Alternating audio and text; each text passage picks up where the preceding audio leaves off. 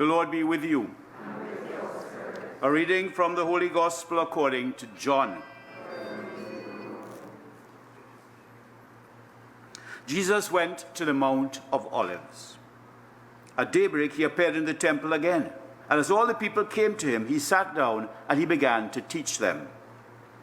The scribes and Pharisees brought a woman along who had been caught committing adultery, and making her stand there in full view of everybody, they said to Jesus, "Master, this woman was caught in the very act of committing adultery, and Moses has ordered us in the law to condemn women like this to death by stoning. What have you to say?" They asked him this as a test, looking for something to use against him. But Jesus bent down and started writing on the ground with his finger. As they persisted with their question, he looked up and said, "If there's one of you who has not sinned, let him be the first to throw a stone at her." Then he bent down and wrote on the ground again. When they heard this, they went away one by one, beginning with the eldest, until Jesus was left alone with the woman who remained standing there. He looked up and said, "Woman, where are they? Has no one condemned you?" "No one, sir," she replied. "Neither do I condemn you," said Jesus. "Go away and do not sin anymore." The Gospel of the Lord. Praise to you, Lord Jesus Christ. Well, you can see the similarity in both readings of a woman being put to death, and intervention comes.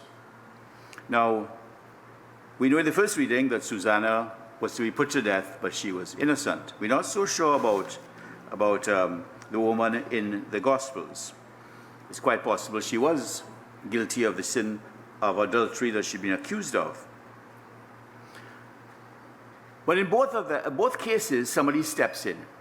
And somebody brings understanding, somebody brings compassion, somebody brings mercy. You know, and Daniel, moved by the Holy Spirit. So the Holy Spirit came, and as we hear, he was roused by the Holy Spirit, residing in a young boy named Daniel, who began to shout. So the Holy Spirit moves in the Daniel, so that Daniel can bring some understanding and compassion to the situation, and the woman is saved.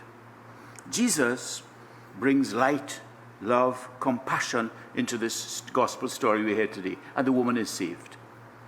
In both cases, there's somebody who stands for the cause of right and somebody who is compassionate. Somebody who brings light into situations rather than more darkness of deception, of lies, whatever the case may be. And so I think there's a lesson there for us, that we are people, after all, Jesus did it, and we are his disciples, to be people who bring understanding, who bring light, who bring compassion into situations. And we are not people who instantly condemn without even finding out the truth sometimes. We're not people who condemn in our thoughts or condemn by telling other people about what terrible things somebody had done, and we don't even know the truth. You know, to be people who bring light, who bring understanding, who bring compassion into a situation. And it brings life. It brings life to Susanna, who was going to be killed, and it brings life to this woman who receives the mercy and forgiveness of God. And with the command of Jesus, go and sin no more, we presume that she changed her way of life. To bring compassion, to bring light, to bring understanding into situations today, which is so important, particularly in such an aggressive age we live in, and such an age ready to decry others and to be prejudiced against one type of person or the other. And in this age, we are called to live. And to bring that compassion, to bring that understanding, to bring that light into situations so that life may come. Not necessarily a physical life, like being saved from death, like in these two stories, but the life of peace may be able to come in another person, the life of joy, rather than the death of condemnation, the death of judgment, you know, the death that brings hurt to people. Here we are, nearing the end of Lent. To look at ourselves and to see, do I bring compassion? Do I bring light? Do I bring understanding into situations? Am I quick to judge, to condemn? Do I bring more hurt than healing into situations? And to ask the Lord, you know, to have mercy on any ways in which we have not been these people of understanding and light and compassion. in our thoughts even. Sometimes our thoughts can be very condemnatory. In our thoughts, whatever it may be.